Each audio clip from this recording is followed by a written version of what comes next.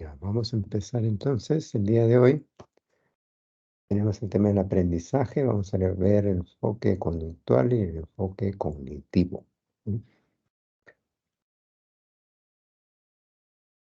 Ahí tenemos la pregunta motivadora.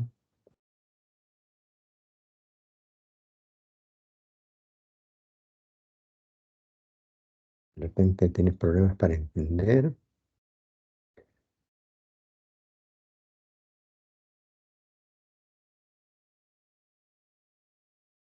De repente hay poca motivación para estudiar. Una actitud pasiva o negativa al estudio. El olvidar fácilmente lo que se ha estudiado. Y la alternativa es planificar un horario, aprender estrategias de aprendizaje, tener un método de lectura y aprender significativamente, o sea, relacionar. Mm.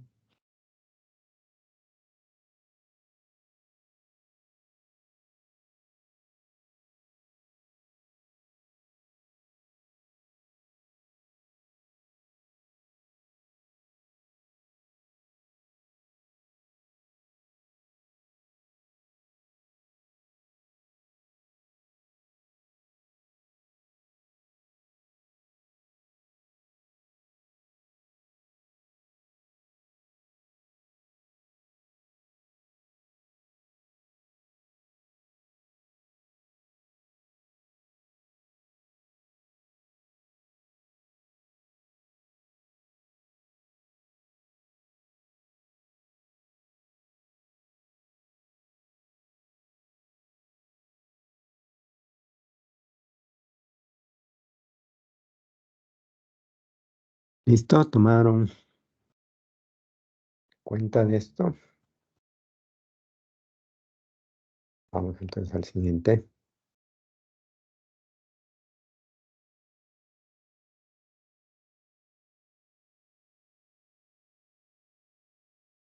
Darle un poquito más. Ya. Entonces, dentro del enfoque conductual, el aprendizaje, vamos a ver su definición. Vamos a ver dos modelos ahí. Vamos a ver el condicionamiento clásico.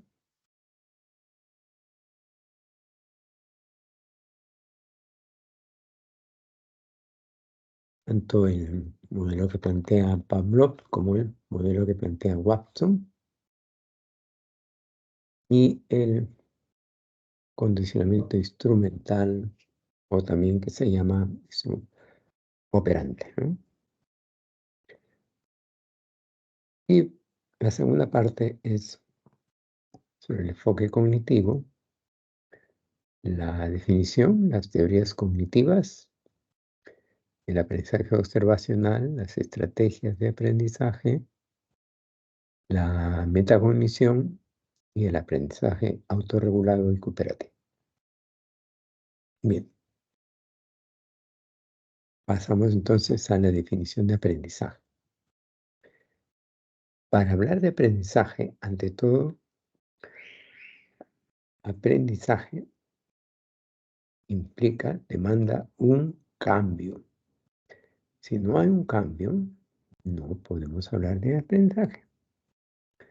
Entonces, el aprendizaje es un cambio y este cambio tiene que ser relativamente permanente en el comportamiento. Es decir, tiene que haberse dado un cambio y tiene que permanecer este cambio. Y decimos relativamente permanente, ¿por qué? Porque pues un cambio no queda ahí, sino se suceden cambios, ¿no? Un cambio sucede, reemplaza otro cambio y así, ¿no? Entonces es un cambio relativamente permanente en el comportamiento y es generado por la experiencia, ¿no? Implica un cambio o una adquisición de algo. una permanencia relativa, como hemos dicho, es decir, que no es para siempre, y una experiencia práctica, ¿no? Entonces, cuando hablamos de aprendizaje, estamos excluyendo otro tipo de cambios, ¿ya? Que no se deben al aprendizaje, sino que son producto de qué? De consumo de sustancias psicoactivas, por ejemplo, ¿no? En una persona que consume drogas se producen cambios, pero, pero estos cambios no son producto de ningún aprendizaje, sino de las drogas que han ingerido, ¿no? Que están actuando sobre el organismo. Por otro lado, también hay cambios maduracionales. Conforme nosotros vamos desarrollándonos, se van posibilitando una serie de adquisiciones, como el caminar, el hablar, el sentarse sin apoyos, el equilibrarse, etcétera, ¿no? Esto tampoco son aprendizajes, sino son cambios maduracionales. Y luego las enfermedades degenerativas, que van a generar cambios en nuestro organismo, pero no se deben al aprendizaje, sino al efecto, ¿no? De aquellos elementos que producen estas enfermedades neurodegenerativas, ¿no? Como el Alzheimer, por ejemplo. Bien, entonces empezamos por el primer tipo de aprendizaje, que es el aprendizaje conductual. Aquí el aprendizaje es un cambio en la conducta que podemos observar, ¿ya? Está determinado por eventos y por factores ambientales que se llaman estímulos. Entonces el aprendizaje, desde el punto de vista conductual, implica un cambio en la conducta que observamos y está determinado por eventos o factores ambientales que vendrían a ser los estímulos, ¿no? Los hábitos, las actitudes y las respuestas emocionales son también aprendidas, ¿no? Bajo este principio. Entonces, el principio que explica el aprendizaje es el condicionamiento. Condicionamiento. Aprende por condicionamiento. Que vendría a ser una predisposición a emitir una respuesta específica, rápida o probable, que es producto de qué? De haberse asociado sistemáticamente, o sea, una y otra vez, estímulos y respuestas. O sea, es producto de una asociación repetida entre estímulos y respuestas. Entonces vamos a encontrar dos tipos de condicionamiento. Uno, el condicionamiento clásico o también llamado condicionamiento respondiente. Porque lo que está haciendo el ser humano es responder, ¿no? A un estímulo. Y el otro condicionamiento es el planteado por Skinner, que es el condicionamiento instrumental u operante. ¿Por qué se llama así? Porque la conducta está sirviendo de instrumento para conseguir algo, ¿no? Está operando sobre la realidad.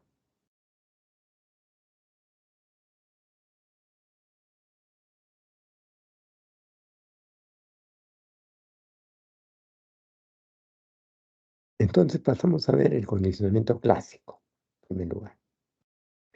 Le dijimos que el condicionamiento clásico fue, pues, desarrollado por Pavlov, ¿no?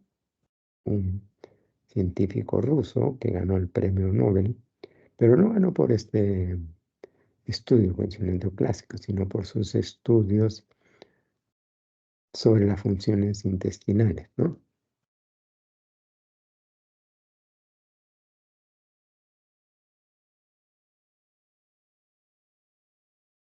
Entonces, el condicionamiento clásico permite explicar por qué se aprenden respuestas emocionales y también se llama modelo de asociación de estímulos. ¿Por qué? Porque se están asociando dos estímulos, uno natural y otro neutro, ¿no? Entonces, ¿cómo es que se realiza este procedimiento en este experimento? Tenemos tres fases: antes del condicionamiento, durante el condicionamiento y después del condicionamiento. Antes del condicionamiento va a haber un estímulo incondicionado que se abrevia EI y que vendría a ser, por ejemplo, la comida, ¿no? Ese es el estímulo. Este estímulo que provoca una respuesta, ¿no? Una respuesta natural, así como es un estímulo natural y provoca una respuesta natural o respuesta incondicional, ¿no? Que se abrevia así, RI.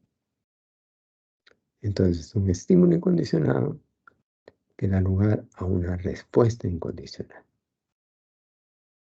Comida da lugar a la salivación. Bien, pero también tenemos una campana, que es un estímulo neutro que no va a producir salivación. O sea, es una respuesta no condicional, ¿no? Uno toca la campana y no produce nada, no hay salivación. Pero durante el condicionamiento se van a asociar la campana con la comida. O sea, el estímulo incondicionado, y va a obtenerse como respuesta la salivación, a la respuesta incondicional. Después de haber asociado varias veces la campana con la comida, se va a producir una respuesta de salivación. Bien, después del condicionamiento, la campana, o sea, el estímulo condicionado, va a dar como respuesta una respuesta condicionada. O sea, que va a ser una respuesta muy similar a la respuesta incondicional, ¿no? De caso, salivación. O sea, primero la campana no producía la salivación, pero luego de haber asociado, ¿no?, la campana con la comida, se produce salivación.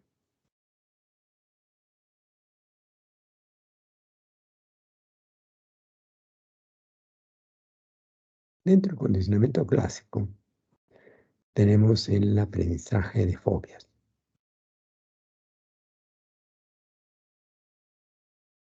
¿Cómo es que se producen estas fobias? ¿Cómo es que se aprenden estas fobias? Tenemos igual las tres fases: antes del condicionamiento, durante y después del condicionamiento, ¿no? Antes del condicionamiento hay un estímulo neutro, que puede ser una rata, y esa rata no produce miedo. Pero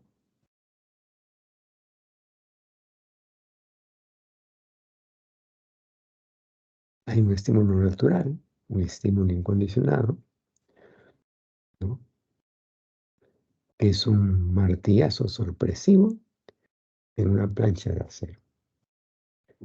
¿Qué va a producir esto? Una respuesta natural, o sea, una respuesta incondicionada, que es la respuesta de miedo, ¿no? Bien, hasta ahí tenemos antes del condicionamiento. Durante el condicionamiento tenemos el estímulo neutro, que se lo va a asociar al martillazo sorpresivo en la plancha de acero.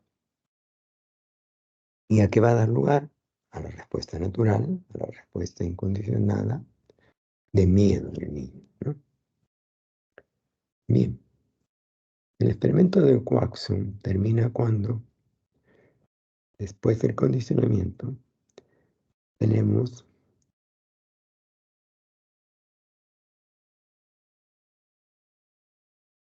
un estímulo condicionado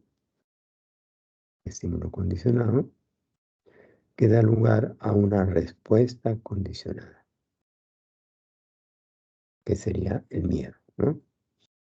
O sea, al inicio, el niño no le tenía miedo a la rata blanca, ¿no?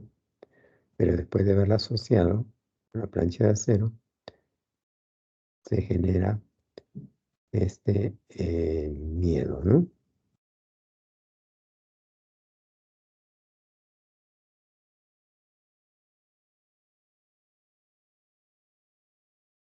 Entonces, en eso consiste el condicionamiento clásico,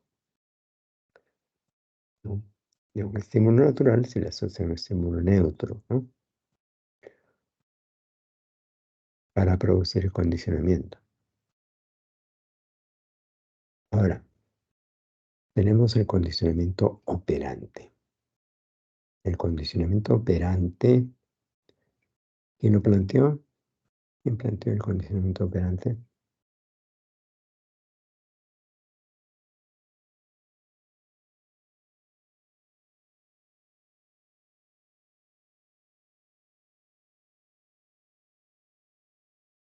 El clásico lo planteó Pablo, ¿no? ¿Y el operante quién lo planteó?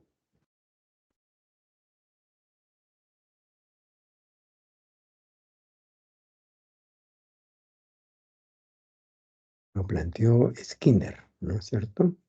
Que construyó esta caja de Skinner para que pueda actuar la rata, ¿no? Bien, este condicionamiento operante significa que la conducta se adquiere, se desarrolla y se mantiene por las consecuencias que producen el entorno. Por las consecuencias que producen el entorno.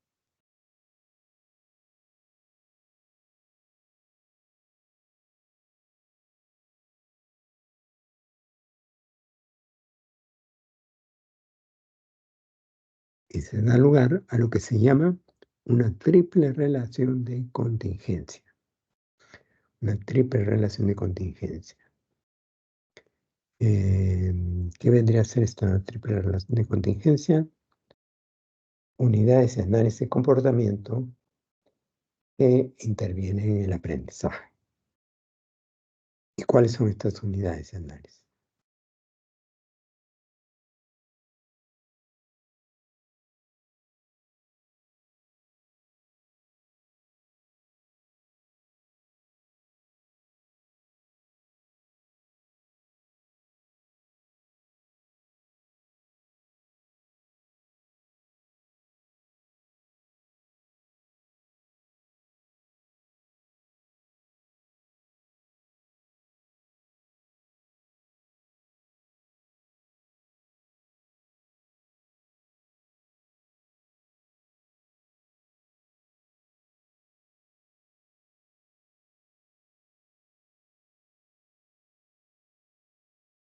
Entonces, las unidades de análisis del comportamiento que intervienen en el aprendizaje son el estímulo discriminativo. El estímulo discriminativo es el ambiente, ¿no? ¿Cuál sería en este caso? Que se enciende la luz.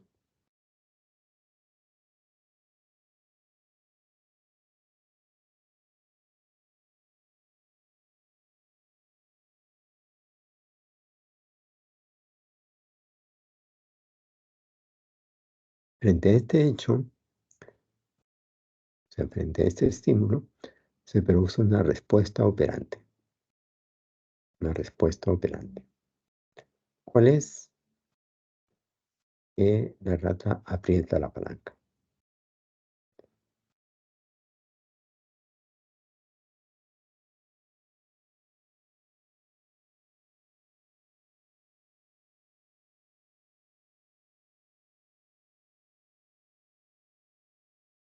La rata aprieta la palanca, ¿no? ¿Y cuál es el estímulo consecuente? El estímulo consecuente.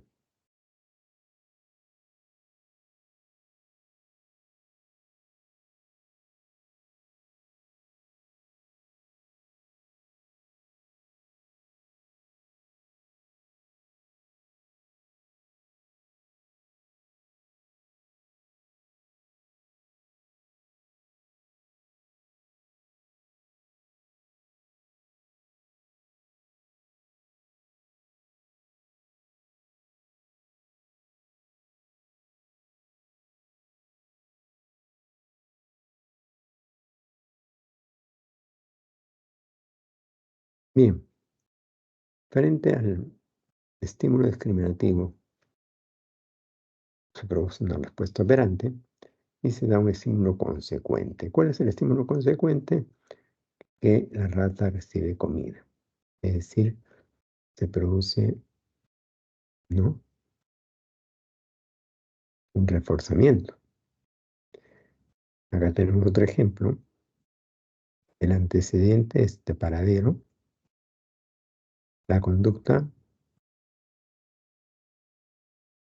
tocar el timbre para bajar, por ejemplo.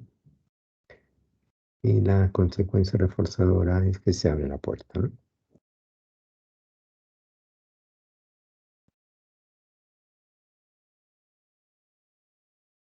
Bien, ¿cuáles son los principios del condicionamiento operante?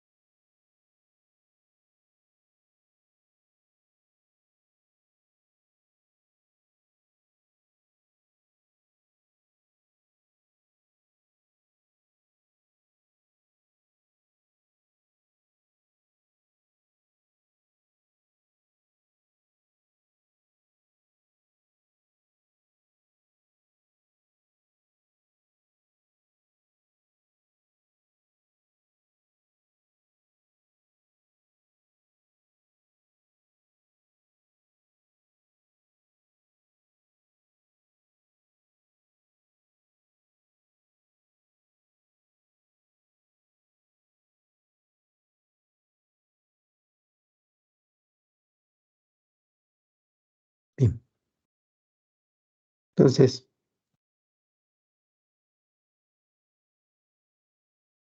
vamos a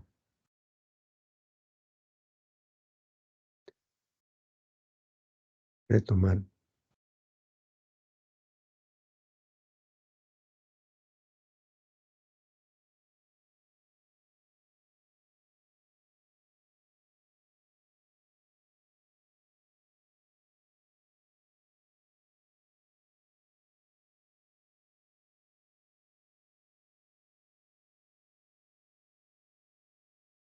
entonces hay 3 principios del condicionamiento operante.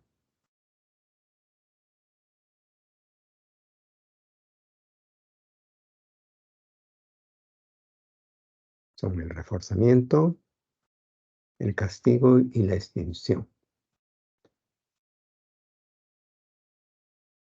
Ya, a ver, ¿qué se refiere el reforzamiento? Cuando aumenta la frecuencia de la conducta, podemos hablar de reforzamiento, ¿ya? Y habrá reforzamiento positivo y negativo. Castigo, vendría a ser castigo cuando disminuye la frecuencia de la conducta.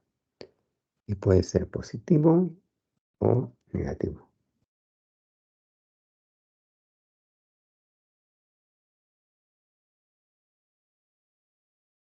Y extinción, el tercer principio,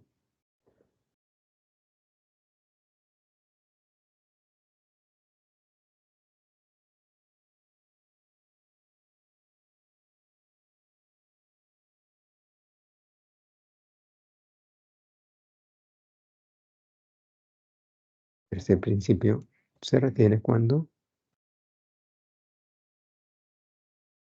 se da la desaparición de la conducta reforzada. Cuando te da la desaparición de la conducta reforzada.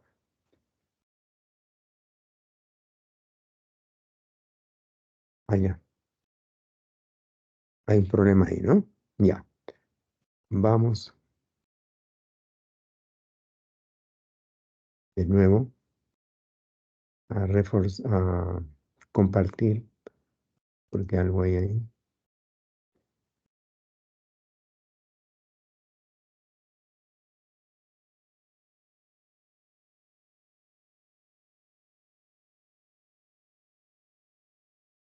Si no sé qué pasó, que de repente ya no compartía pantalla. Vamos a ver.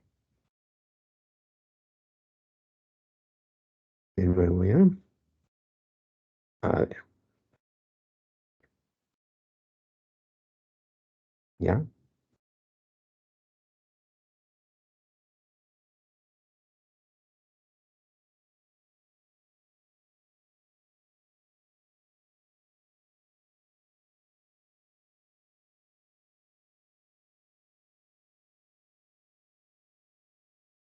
Ahora sí, ya estamos viendo de nuevo. Sí, ahora sí. Ya, gracias. No sé qué pasó, que se fue el audio, luego se fue la pantalla. Ya. Ahora bien, extinción entonces es la desaparición de la conducta reforzada, ¿no? Bien. Hemos entonces que hemos hablado de que el reforzamiento del castigo puede ser positivo y negativo, ¿no? Ya. Entonces, estos términos, positivo y negativo,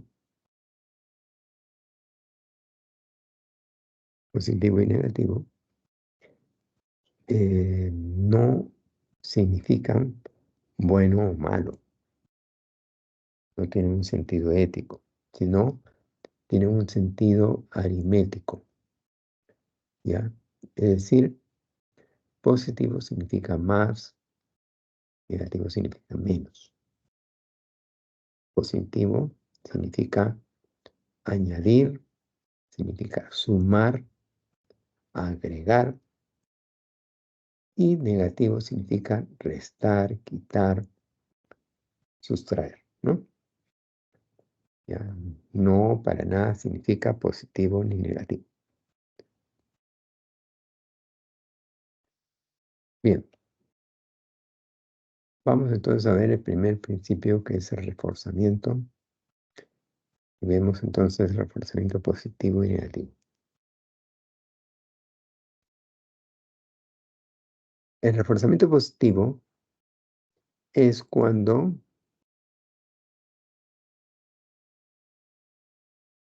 hay un estímulo discriminativo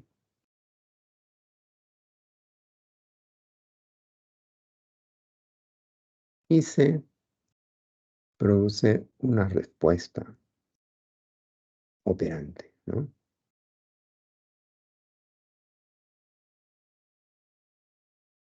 Esto, o sea, una conducta. Esto va a dar lugar ¿a qué?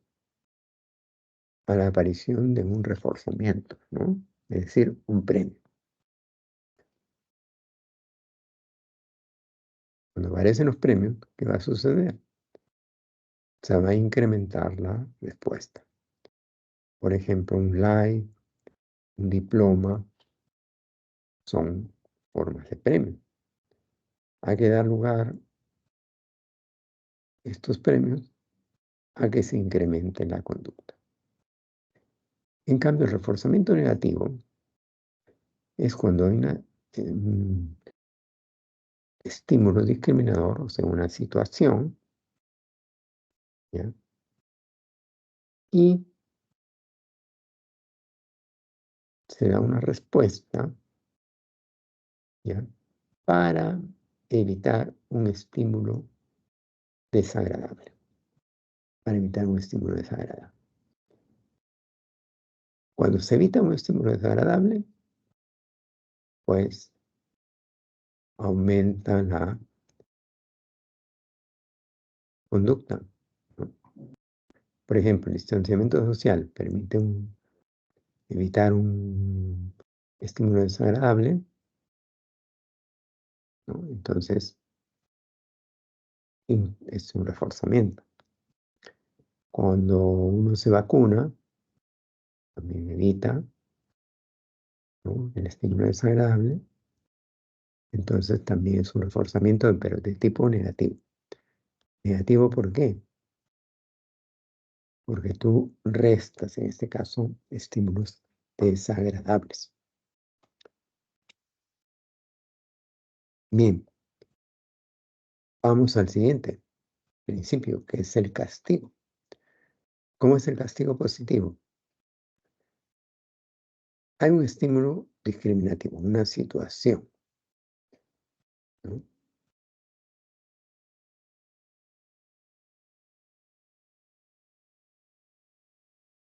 Frente a una conducta indeseable, o sea, una conducta no deseada en la sociedad,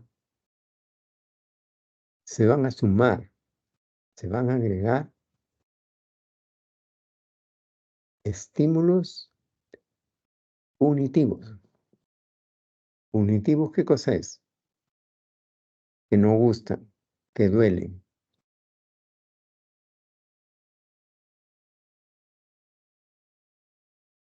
Que no gustan. Estímulos desagradables. Entonces, se da una conducta indeseable, por ejemplo, en un restaurante, que se produce el cierre del local.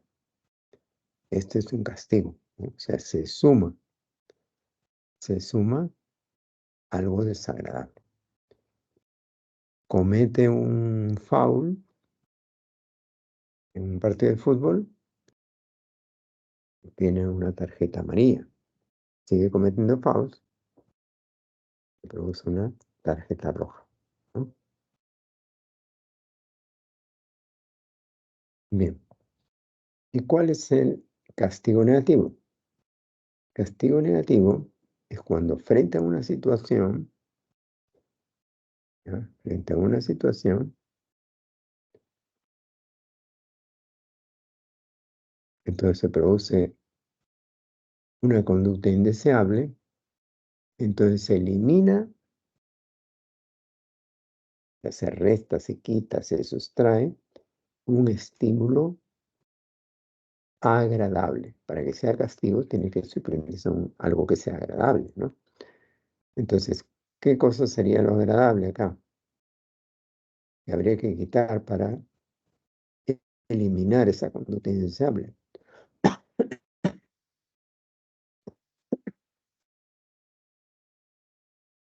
Cortar el internet, por ejemplo. Quitar el celular.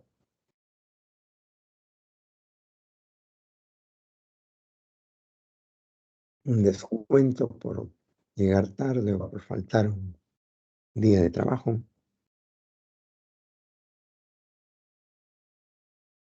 Estás quitando algo agradable.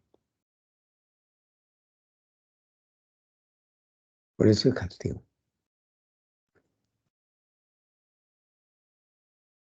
Bien, y la extinción. Extinción cuando suprimes refuerzo a una conducta operante, o sea, que ha sido previamente reforzada, ¿no? Se produce una situación, o sea, un estímulo discriminativo. Frente a ello se produce una respuesta operante, o sea, una conducta. ¿Y qué pasa? No se da refuerzo. Por ejemplo, acá tenemos que está llorando para conseguir algo, ¿no? Otra vez se vuelve a producir el hecho y ¿qué sucede? No le da reforzamiento. ¿Cuál es el reforzamiento? Prestar atención. En este caso, no le prestas atención. Grita más, tampoco le da.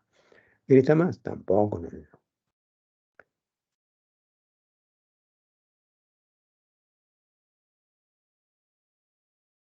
A eso se refiere la extinción. Por ejemplo, no le hablas a una persona, le hablabas bien a una persona, pero ahora no le hablas. Insiste, no le hablas. Vuelve a insistir, no le hablas. 3, no le hablas.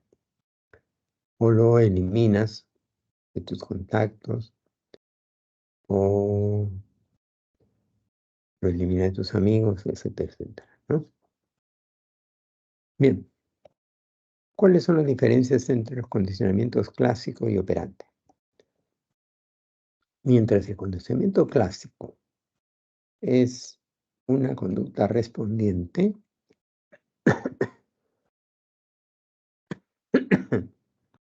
es decir, una conducta refleja,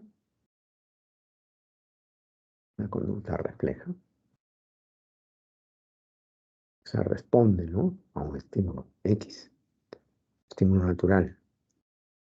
Por eso una conducta refleja. El condicionamiento operante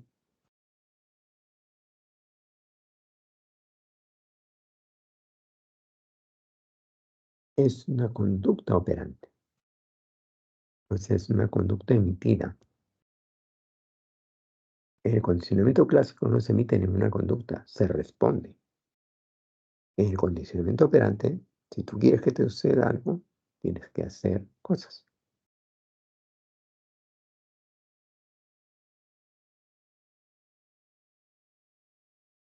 Entonces, ahí sí tienes que emitir una conducta.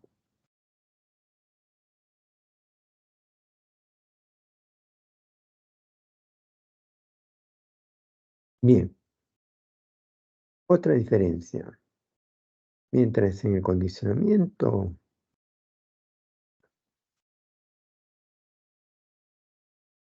clásico, el rol del sujeto es un rol pasivo, o sea, no hace nada, no va a hacer nada.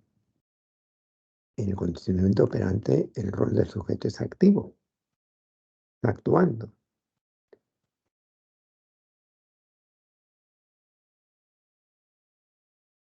En el condicionamiento clásico, los estímulos afectan al sujeto. En cambio, el condicionamiento operante, el sujeto actúa y modifica el ambiente.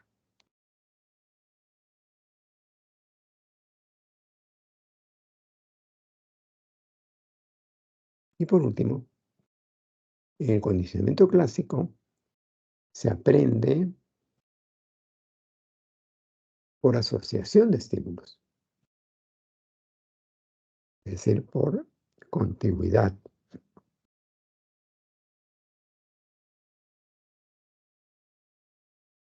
En cambio, el condicionamiento operante se aprende por las consecuencias que origina la conducta.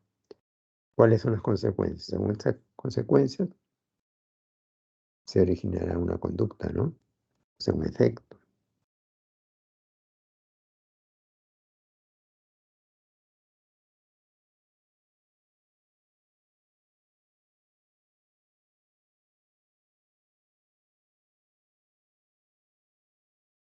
Bien, hasta ahí llegamos con el aprendizaje desde el punto de vista del enfoque conductual.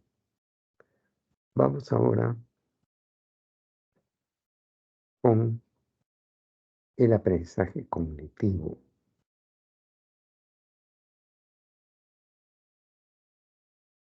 El aprendizaje desde el punto de vista del enfoque conductual implica una relación entre estímulos y respuestas. Estímulos y respuestas,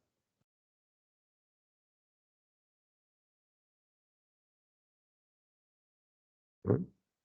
En cambio, en el aprendizaje cognitivo se produce un cambio en los procesos mediadores. ¿Cuáles son los procesos mediadores? ¿Saben cuáles son los procesos mediadores? Los procesos mediadores son los procesos cognitivos, los procesos mentales, percepción, memoria, inteligencia.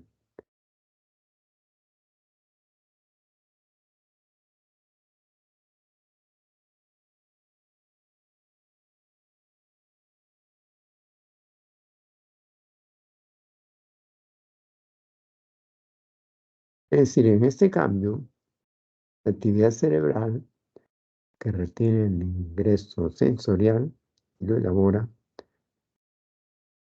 convirtiendo, interpretando en categorías, atributos o conceptos, ¿no?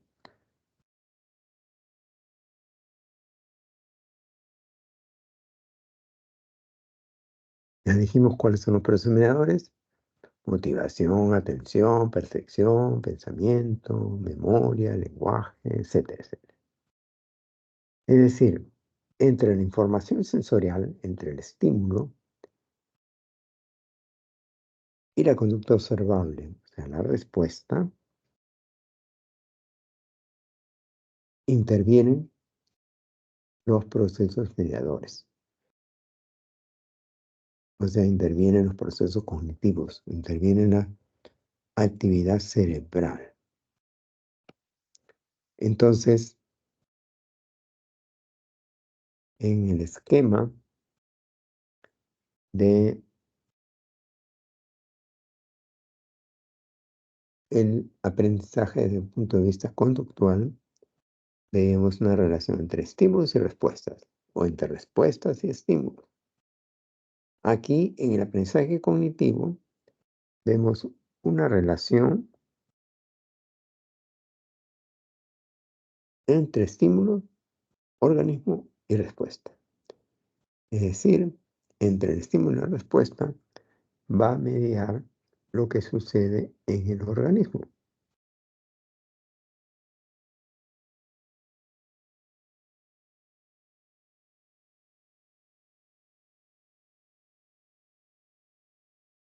Bien, no sé si sigue viéndose correctamente la pantalla. Por si Está acaso bien. vamos. ¿Sí? ¿Sigue viéndose? Ya. Sí. Entonces ya no cambiamos. Pero lo iba a cambiar por si acaso. Pero bueno, vamos a seguir entonces. ¿Cuáles son los antecedentes del aprendizaje cognitivo? El principal antecedente es la teoría gestáltica. ¿Recuerdan la teoría Gestalt que hablaba de que el objeto de la psicología era la percepción? Bien, la teoría gestáltica habla del insight, del fenómeno, del mecanismo del insight, ¿no? ¿Y qué es el insight? El insight es una comprensión súbita. Hay un problema y de repente ustedes tienen una comprensión súbita del problema que produce una rápida reorganización de los elementos que están presentes en una situación problema, convirtiéndose en otra unidad, en una totalidad.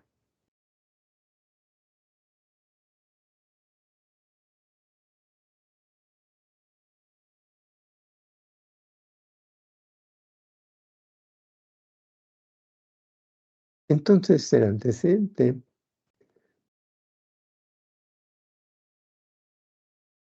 la teoría gestáltica está dada por este experimento de Kuhler, ¿no?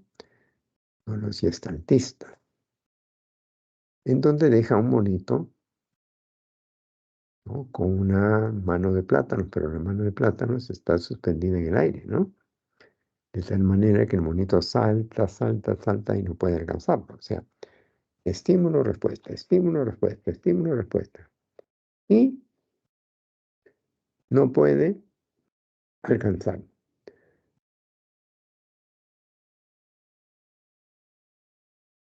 No hay reforzamiento.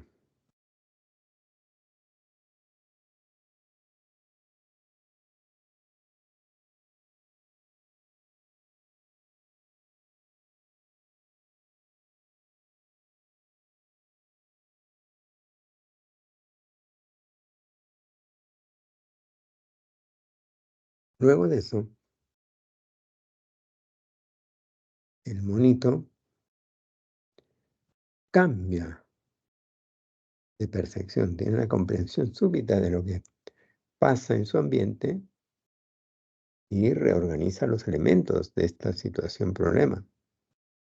¿Y qué hace? Comienza a apilar cajones que le permiten ya alcanzar la mano de plátanos y comérselo, ¿no? Bien. Entonces, esto es un antecedente importante para comprender que entre el estímulo y la respuesta pueden mediar los procesos mediadores, o sea, los procesos cognitivos, percepción, memoria, inteligencia, etc. ¿Cuáles son las teorías cognitivistas del aprendizaje? Tenemos varias. Tenemos la teoría de procesamiento de información, tenemos la teoría del descubrimiento, la teoría del aprendizaje significativo, ¿no? Eh, y vamos a ver una por una estas teorías, ¿no?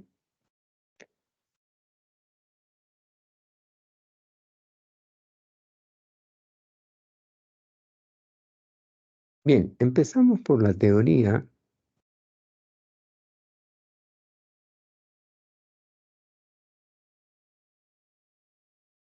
del procesamiento de información. Cuando hablamos de la teoría de procesamiento de información, estamos hablando de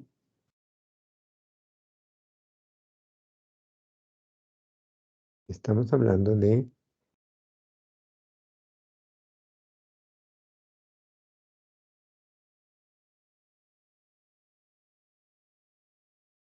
el aprender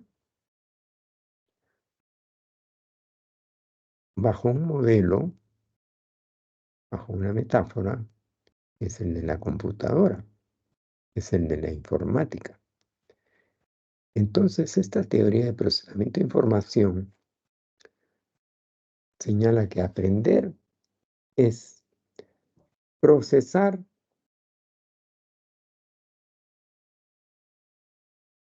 almacenar y recuperar información en diferentes tipos de memoria.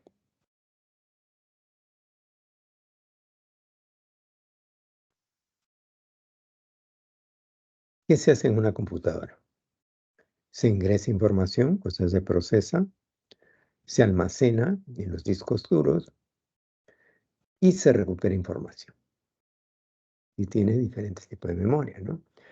Nosotros tenemos diferentes tipos de memoria, ¿no? Como hemos visto en el capítulo sobre memoria, ¿ya? Entonces, el funcionamiento cognitivo se da en forma similar a lo que sucede en una computadora, en donde se produce una recepción de los estímulos, un almacenamiento y una recuperación de la información. Entonces, ¿qué se está haciendo acá? Una metáfora a través de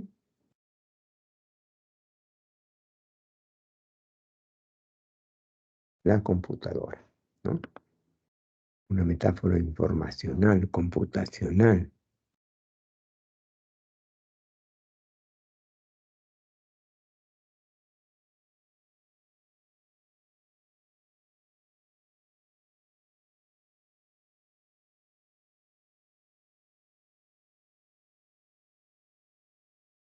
De tal manera que lo que nos va a decir esta teoría de procesamiento de información, que los procesos cognitivos ocurren en serie.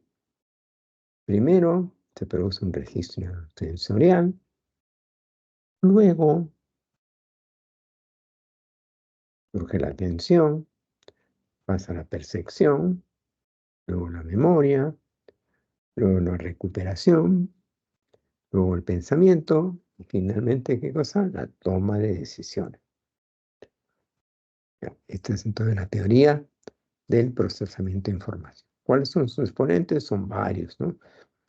Varios hay que Wiener, Shannon, bueno, varios. Por eso no se toma uno solo. Y ya. Vamos al siguiente. La siguiente teoría del aprendizaje por descubrimiento. Aprendizaje por descubrimiento. Su nombre mismo lo está diciendo. Realmente se aprende cuando uno descubre por sí mismo algo, ¿no? Entonces, esta teoría, su principal exponente es Jerome Bruner, que murió en el 2016, como ven, hace pocos años murió. Murió prácticamente cuando tuvo 100 años, ¿no? Bueno, estaba él siempre deseoso de venir a Perú, pero ya estaba muy viejito para venir a Perú, ¿no? Porque tendría que haber venido a los 99, a los 100 años, un poco difícil para viajar, ¿no? Ya. Entonces, para Brunner, el aprendizaje se da por descubrimiento. Entonces, el aprendizaje vendría a ser la formación permanente de estructuras cognitivas. La formación permanente de estructuras cognitivas. O sea, conceptos y habilidades para resolver problemas. El aprendizaje nos permite básicamente formar estas dos estructuras cognitivas que nos sirven, que son los conceptos y las habilidades para resolver los problemas. Para formar los conceptos, nosotros pasamos por un proceso por el cual recolectamos los datos, organizamos dichos datos y tenemos una representación del entorno, ¿no? Para que se pueda dar esta formación de conceptos,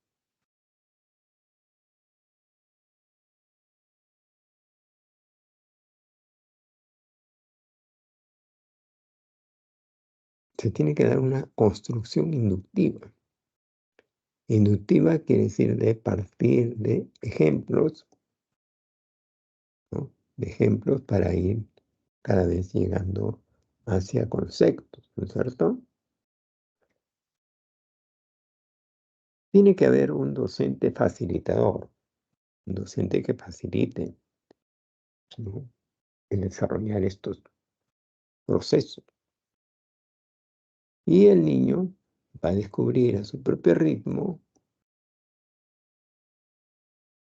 el conocimiento, ¿no?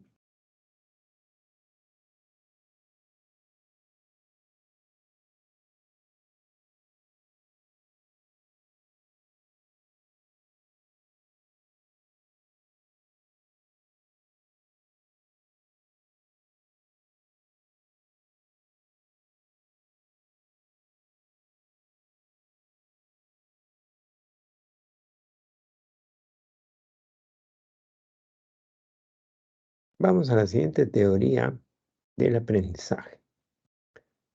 La teoría del aprendizaje significativo. Aquí su principal exponente es David Ausubel. Él sí ya falleció hace varios años atrás, en el 2008. Y esta teoría del aprendizaje significativo señala que el maestro favorece la creación de relaciones entre los saberes previos y los saberes nuevos, con la finalidad de facilitar la enseñanza receptiva significativa. Es decir, si uno quiere que el alumno aprenda, hay que saber relacionar los saberes previos con los conocimientos nuevos. A este hecho de poder relacionar ambos procesos se llama anclaje. ¿Cómo empezamos nosotros las clases? En la clase pasada estuvimos viendo el tema tal, ¿no es cierto? ¿Para qué? ¿Para qué hacemos eso? Para relacionar los saberes previos con los nuevos conocimientos que vamos a dar. Bien, Ausubel dice que para este caso se va a emplear un razonamiento tanto inductivo, o sea que parte de ejemplos, como un razonamiento deductivo, o sea que parte de los conceptos. Por ejemplo, acá está una profesora que dice, hablaremos de los animales de granja. Entonces un niñito dice, yo tengo gallinas en mi casa, otro dirá, yo tengo una vaca y así, ¿no? Diferentes animales de las granjas. Bien,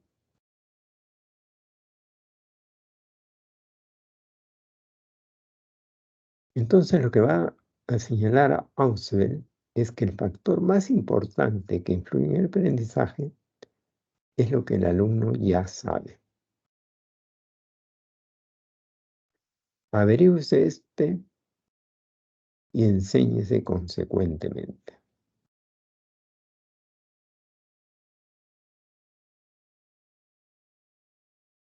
Bien, y pasamos al aprendizaje observacional. Aquí su principal exponente es Albert Bandura, que ha fallecido hace pocos años atrás, en el 2021. Él fue Premio Nacional de Ciencias de Estados Unidos. Este premio se lo otorgó el presidente Obama, ¿no? Él no recibe un premio de psicología, sino premio de ciencias, o sea, de todas las ciencias, por sus aportes, ¿no?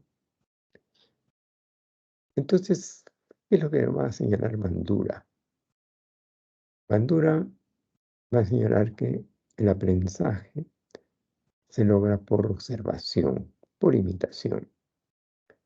Este aprendizaje observacional también se llama aprendizaje social, porque se aprende en sociedad, aprendizaje imitativo, porque se aprende imitando, y aprendizaje vicario, porque alguien hace las veces del original y eso se le llama vicario. Por ejemplo, el Papa es el vicario de Cristo en la tierra, ¿no?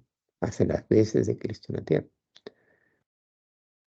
Lo que nos va a decir Bandura es que en este aprendizaje observacional, lo primero es que uno tiene que prestar atención a un modelo. Un modelo tiene que ser una persona significativa, ¿no? Puede ser el profesor, puede ser la madre, el padre, ¿no? Y luego de prestar atención ya se puede retener, ¿no? Prestas atención, prestas observación, ya puedes retener y luego que ya puedes retener, vas a poder reproducir o ejecutar la conducta que has observado. Finalmente, esto termina cuando recibes una retroinformación o una motivación. Por ejemplo, que la madre le está enseñando, ¿no?, cómo meditar, cómo reflexionar, y le dirá, muy bien, lo has hecho muy bien, o esto es lo que te falta. Si le enseña a bailar, le dirá, presta atención, observa bien, presta atención, y has retenido. Bien, ahora hazlo tú mismo, reprodúcelo, ejecuta, y luego finalmente le dirá, muy bien, lo has hecho bien, pero esto es lo que te falta, ¿no? Entonces, ese es el aprendizaje observacional. Bien, esto nos lleva también a algo muy práctico que es útil para nosotros, para poder estudiar, ¿no?, que es las estrategias de aprendizaje. Las estrategias de aprendizaje son procedimientos, ¿ya?, de planeación y organización del estudio, que tienen como objetivo el rendimiento exitoso. Hay varias estrategias de aprendizaje. Vayamos viendo una por una estas estrategias de aprendizaje. Tenemos primero las estrategias de repaso. Repaso. Recuerden que repaso es repetición.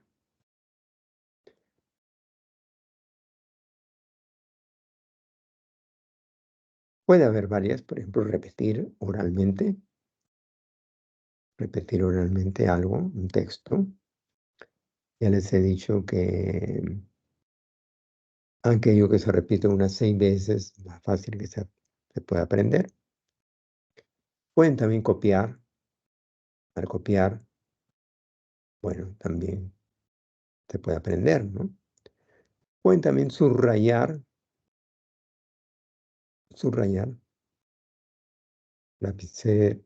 un lápiz pueden subrayar aquello más relevante, ¿no? O pueden resaltar, ¿no? Con plumones de diferentes colores pueden resaltar lo que sea más significativo dentro de un texto. Esas son las estrategias de repaso. Las estrategias de elaboración vienen a ser varias. Por ejemplo, em,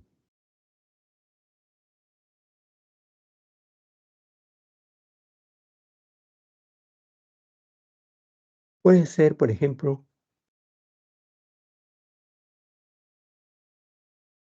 para elaboración, un resumen. Hacer un resumen, ¿no?, de un texto. Es una forma. Ustedes ahí están elaborando algo cuando hacen un resumen. Luego puede ser el parafraseo, parafrasear un texto. ¿Qué cosa es parafrasear? parafrasear, es decir, una clase, es decir, un texto con tus propias palabras, no con las palabras que emplea el autor, que emplea el profesor, sino con tus propias palabras. Se lo puedes decir a otro miembro de la familia, a otros compañeros de estudio, pero con tus propias palabras. Cuando lo dices con tus propias palabras es más fácil que te lo aprendas.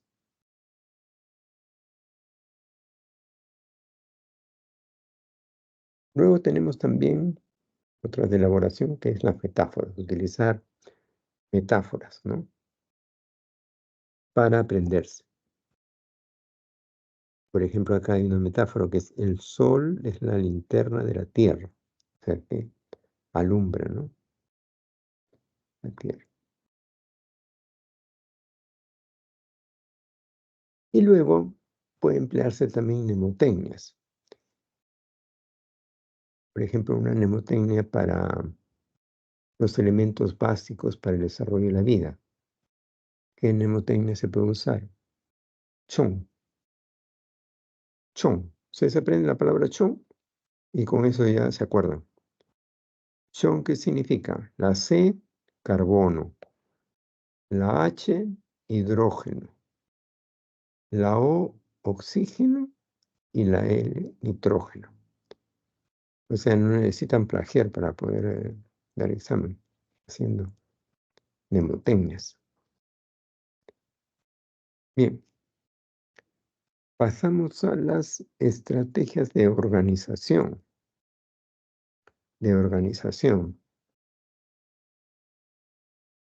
Tenemos acá varias. Tenemos, por ejemplo, el cuadro sinóptico. Cuando ustedes hacen un cuadro sinóptico, están ordenando la información, lo están ahí jerarquizando, lo están resumiendo, etcétera, ¿no? Están condensando, entonces les ayuda, ¿no?, a organizar la información que tienen. Lo otro es el mapa conceptual. En el mapa conceptual, ¿qué hacen ustedes? Están relacionando conceptos diversos, uno con otro, y lo están jerarquizando ahí, ¿no?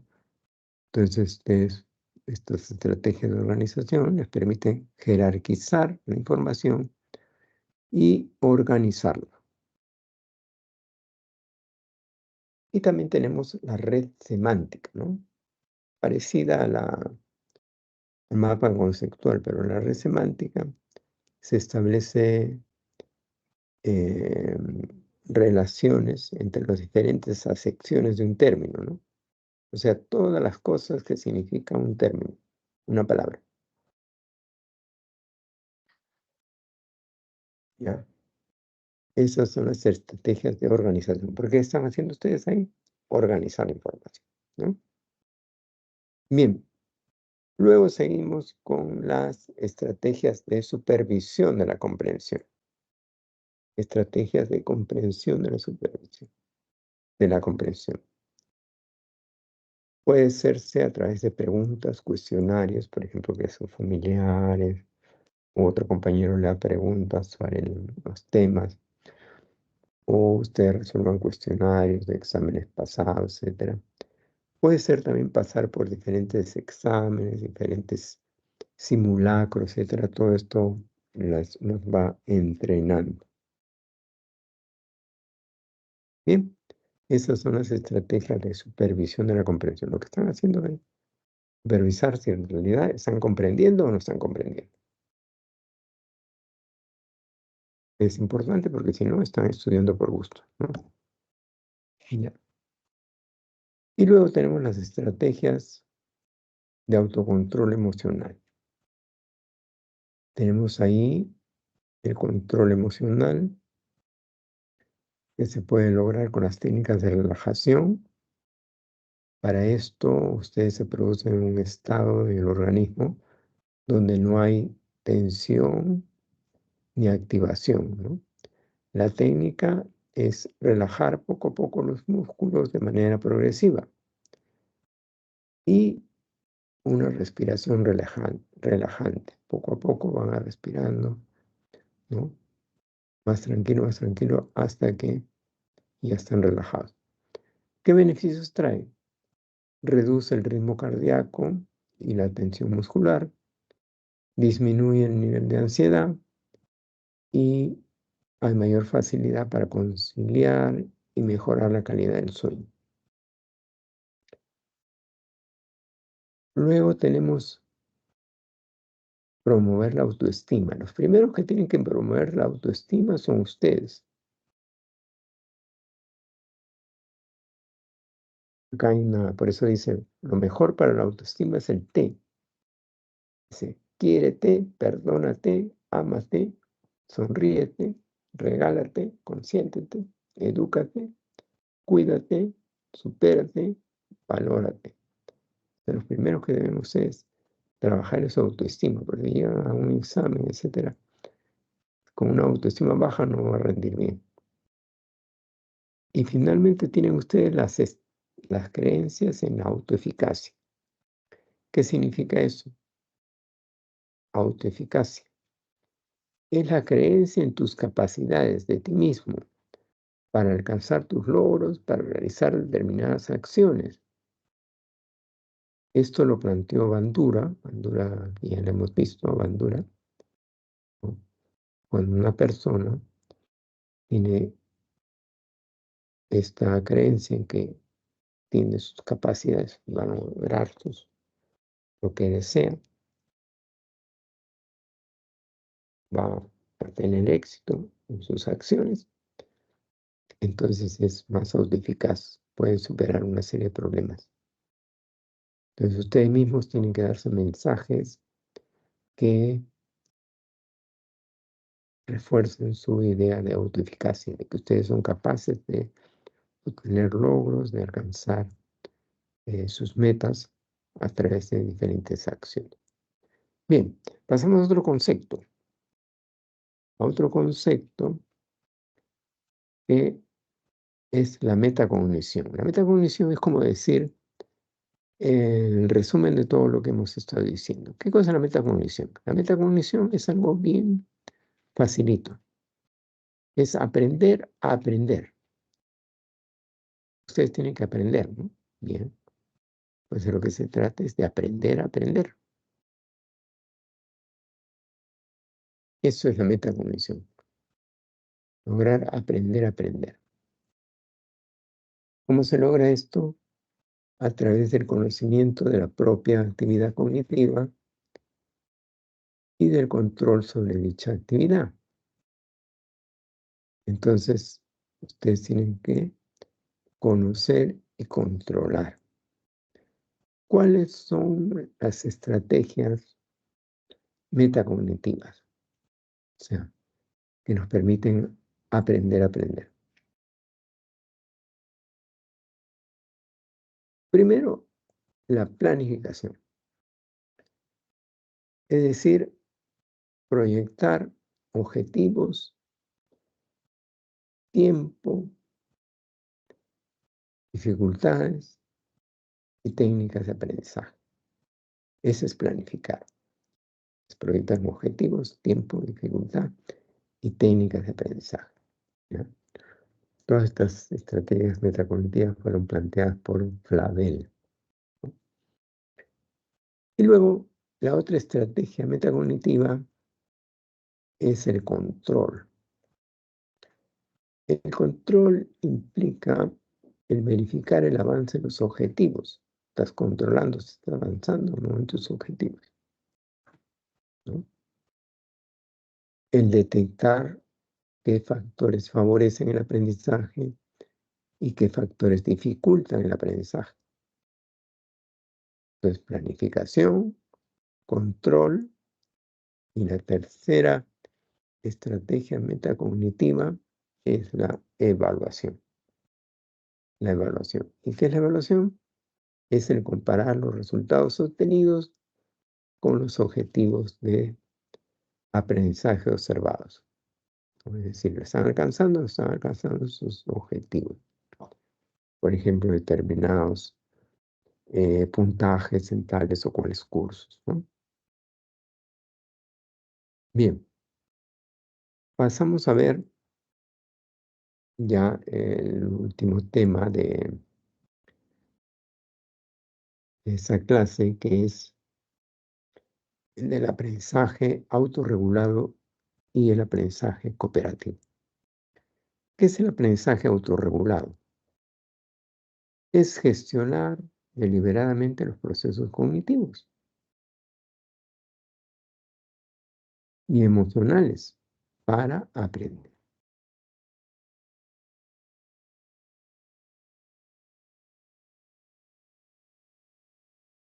O sea, ustedes deben de aprender a gestionar sus procesos cognitivos y emocionales para aprender. Es el aprendizaje autorregulado. Y el aprendizaje cooperativo es cuando los estudiantes trabajan juntos para así aumentar su propio aprendizaje y el de los demás. Se supone que cuando trabajan juntos van a aumentar más su aprendizaje, ¿no? Bien, vamos entonces ahora a ver las preguntas.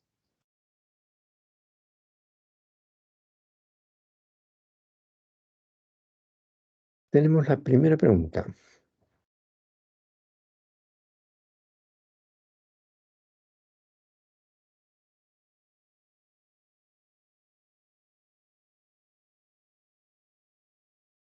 Dice,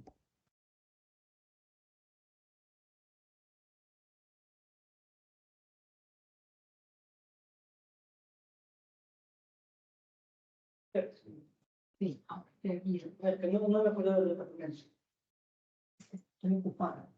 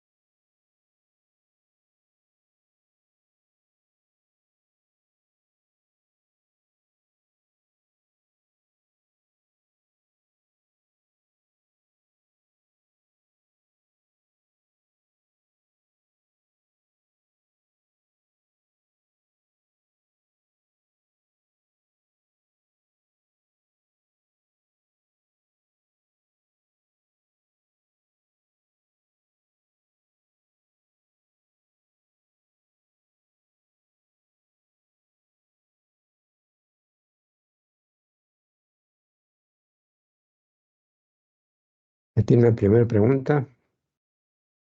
Dice, el aprendizaje es uno de los temas más estudiados en psicología debido a su importancia. A continuación, identifique aquellas conductas que correspondan a un aprendizaje, ¿no? Recuerden que es aprendizaje, que no es aprendizaje, ¿no? Dice, uno, desde que consume esteroides, Sofía incrementó su velocidad al correr. ¿Eso es aprendizaje? Ya. En dos, luego de ensayar continuamente, Daniela logró impostar su voz al cantar.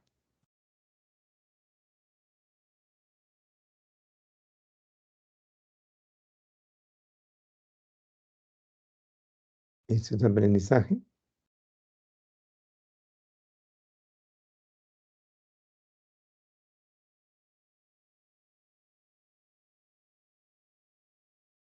Y tres, el chilalo construye su nido en los algarrobos en época de apareamiento. ¿Cuál es la respuesta? ¿La A, la B, la C, la D o la E?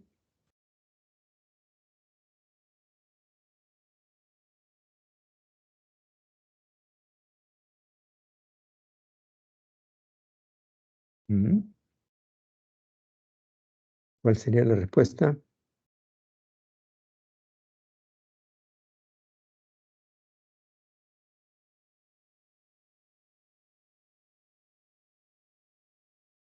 A ver, vemos la 1. Dice, desde que consume esteroides, ya basta que consuma algún tipo de droga, algún elemento, ya no es aprendizaje, pues. Aquello que es producto de haber consumido algo no es aprendizaje. Es producto de haber consumido esa droga, ese producto. ¿Ya? Entonces la 1 no sería. La 3 dice, el chilaro construye sus nidos en los algarrobos en época de apareamiento. Esta ave en verdad está siguiendo una programación genética, ¿no? Que se transmite de generación en generación. O sea, sigue esa lógica. No está aprendiendo nada. Y la 2 dice, luego de ¿ensayar qué cosa es? Repetir varias veces, ¿no? Daniela logró impostar su voz al cantar. Esa sí es una prensa. Entonces sería la C, solo la 2 es la correcta. Bien, pasamos a la pregunta 2. Dice, Manuel solía ser un bebedor social de vino. Cierto día bebió un vino adulterado que le causó vómito por una grave intoxicación. Ahora, cada vez que Manuel observa una botella de vino, esta le produce náuseas. Identifique la alternativa verdadera respecto a los elementos del modelo de condicionamiento clásico pavloviano.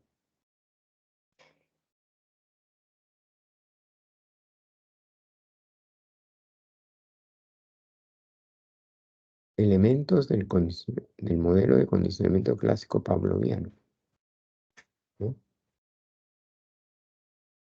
¿Eso qué es? Un estímulo, ¿no? Estímulo natural que da lugar a una respuesta natural también, ¿no?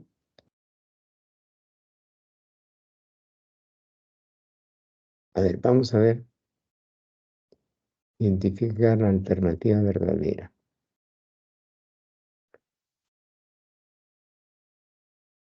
Manuel es el estímulo neutro. ¿Con qué ha sido asociado acá Manuel? Para decir que es el estímulo neutro.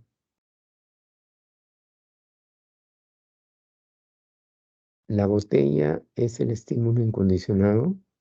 El estímulo incondicionado es el estímulo natural. ¿La botella es un estímulo natural? No, no. La C, el estímulo incondicionado es la intoxicación. El estímulo incondicionado es la intoxicación. La intoxicación es una consecuencia. La E, la náusea ante el vino es una respuesta neutra. ¿La náusea ante el vino es una respuesta neutra? No, no tiene sentido eso, ¿no? Y la D, el vino adulterado es el estímulo incondicional. El vino adulterado es un estímulo incondicionado. Ese sí, porque es algo natural. ¿Sí? Entonces, la D sería la correcta. Bien, vamos a la pregunta número 3.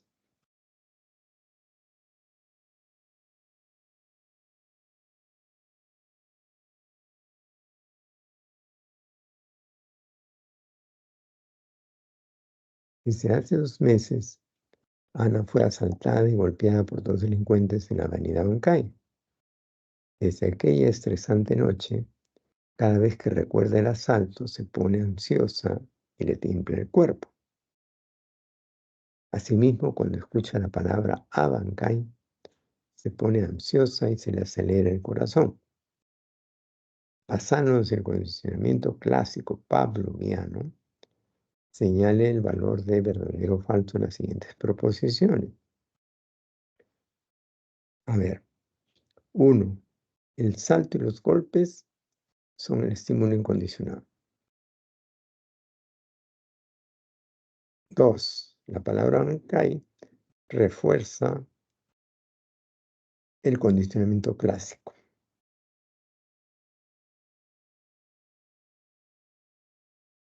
3. La ansiedad y el temblor del cuerpo es el estímulo condicionado. La ansiedad y el temblor del cuerpo es el estímulo condicionado.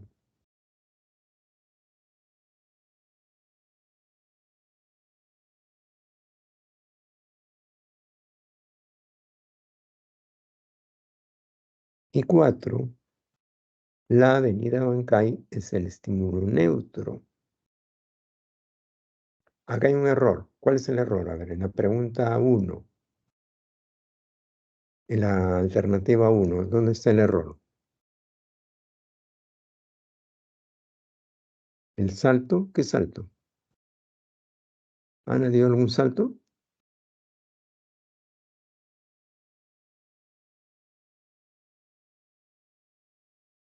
Fue asaltada. O sea, el asalto. Está mal ahí. Entonces el 1 debe ser el asalto y los golpes son el estímulo condicional. ¿Ya? Bien, ¿cuál sería la respuesta?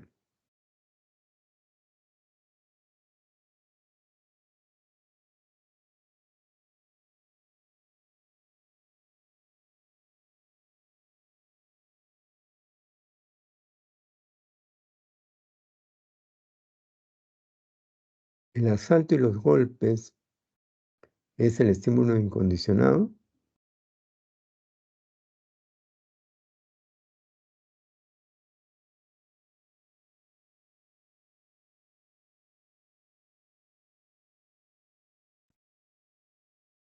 Sí, Sí, muy bien, eso es verdadero. La palabra Bancay refuerza el condicionamiento clásico. ¿Refuerza?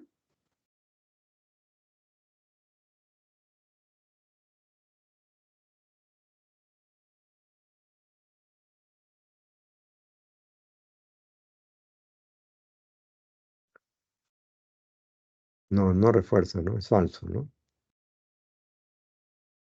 La ansiedad y el temblor del cuerpo es el estímulo condicionado.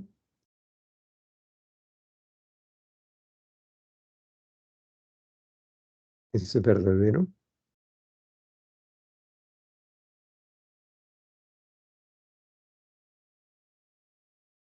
No, tampoco, ¿no?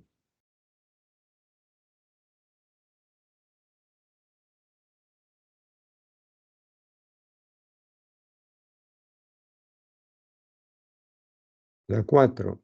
¿La avenida Bancay es el estímulo neutro? Sí, sí es el estímulo neutro. La avenida Bancay no tiene que ver nada con esto. Es un estímulo neutro. Es ajeno. Acá lo que se ha asociado y lo que le causa, miren lo que dice acá, la palabra Bancay la pone ansiosa y se le acelera el corazón. Es la palabra.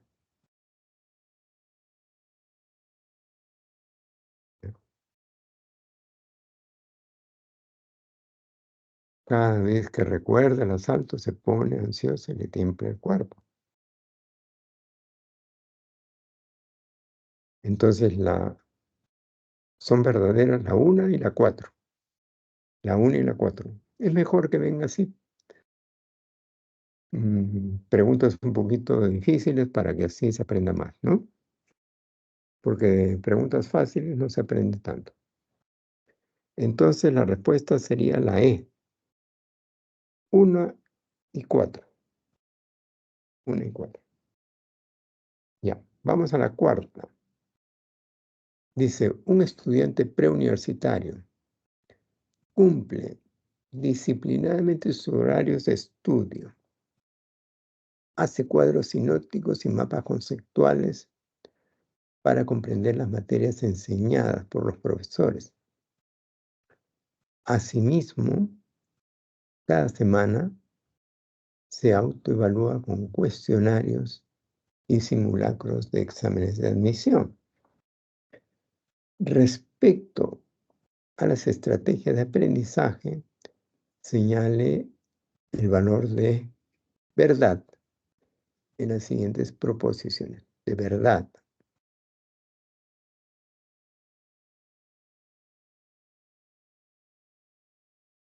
Verdadero o falso, ¿no?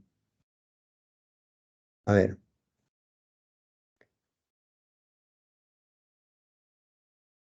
Con el primero. Los cuadros sinópticos y los mapas conceptuales son estrategias de elaboración. ¿Es así? ¿Correcto? Cuadros sinópticos y mapas conceptuales son estrategias de elaboración.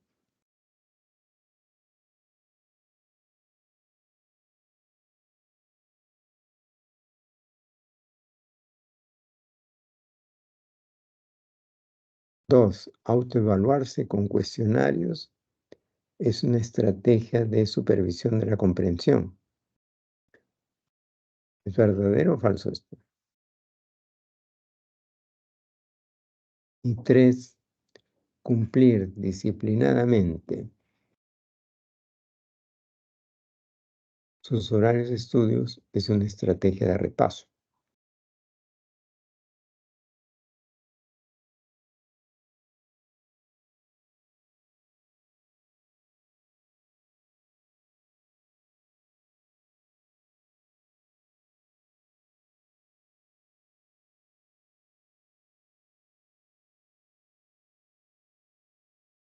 A ver, cuadros sinópticos y mapas conceptuales son estrategias de elaboración.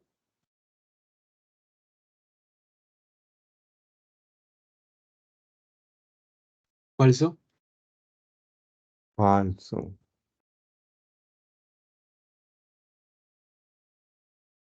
Estrategia de elaboración. Parafrasear un texto, resumen, metáforas y mnemotecnias. Son estrategias de organización, ¿no? Ahí lo tenemos. Ya. Autoevaluarse con cuestionarios es una estrategia de supervisión de la comprensión. Verdadero. Verdadero. Verdadero. Ya, verdadero.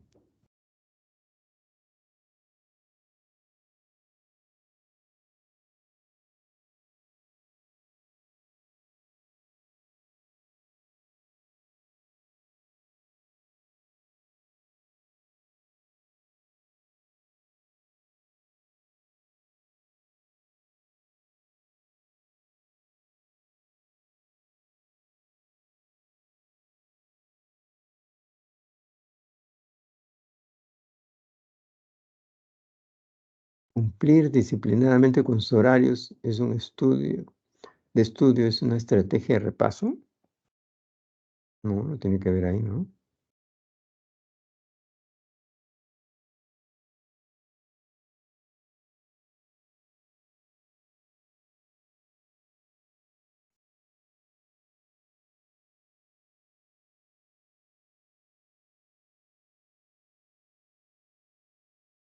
Entonces, ¿cuál sería? ¿La A, la B, la C, la D o la E?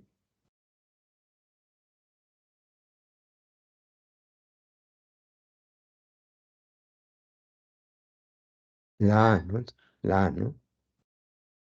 ¿Cuadros sinópticos son estrategia de elaboración? No, son de organización. Entonces es falso.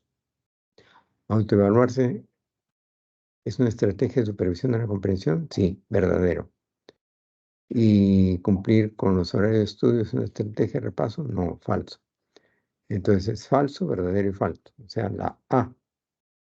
La A. La A. La A es la correcta. Ya. Y ahí tienen las diferentes respuestas.